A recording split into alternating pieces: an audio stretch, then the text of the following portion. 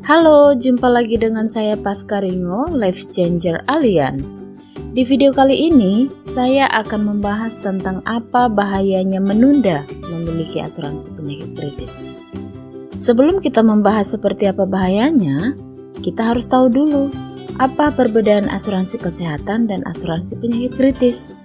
Asuransi kesehatan adalah asuransi yang hanya mengcover biaya-biaya yang terjadi karena dirawat di rumah sakit atau rawat jalan.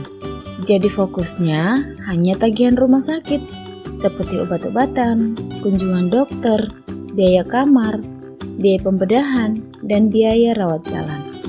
Sedangkan asuransi penyakit kritis adalah asuransi yang memberikan manfaat uang tunai dalam jumlah besar yang langsung ditransfer ke rekening si nasabah pada saat si nasabah terdeteksi penyakit kritis.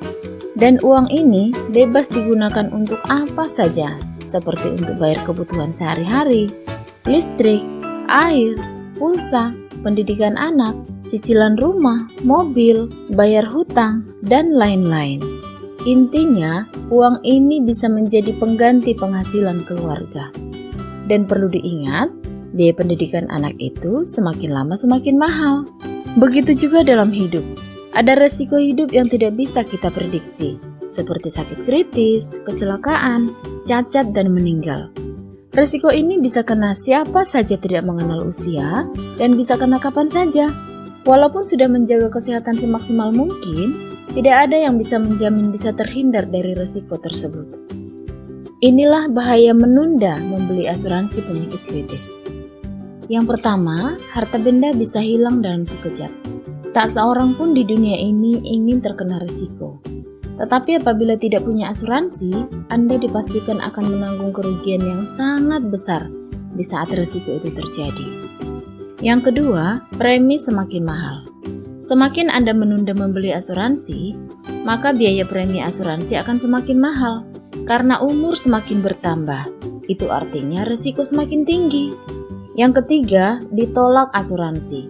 Ketika Anda sudah terkena sakit pada saat belum memiliki asuransi, tidak ada satupun perusahaan yang mau menerima Anda, karena mereka memperhitungkan risikonya. Dan inilah keuntungan jika Anda memiliki asuransi penyakit kritis. Yang pertama, membiayai pengobatan atau perawatan penyakit kritis, baik di dalam maupun di luar rumah sakit.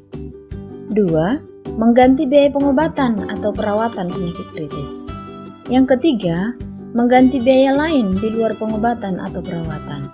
4. Mengganti penghasilan yang hilang karena tidak bisa bekerja lagi.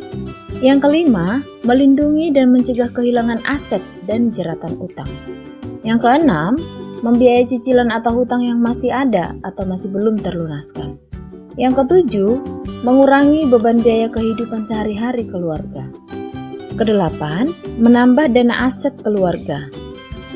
9. Mengganti dana pendidikan anak karena putusnya dana pendidikan yang sedang disiapkan akibat orang tua yang mengalami penyakit kritis.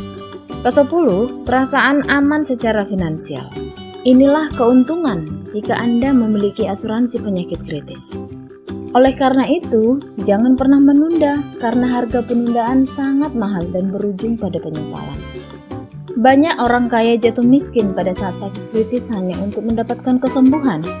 Tetapi pada saat yang bersamaan, tidak ada pemasukan untuk menutupi beban hidup keluarga dan akhirnya mereka harus menjual aset sebelum akhirnya jadi bangkrut. Bagaimana dengan Anda? Apakah sudah menyiapkan dana jika risiko sakit kritis, kecelakaan, cacat, dan meninggal menghampiri Anda? Proteksi dirimu sebelum ditolak asuransi. Hubungi saya sekarang juga.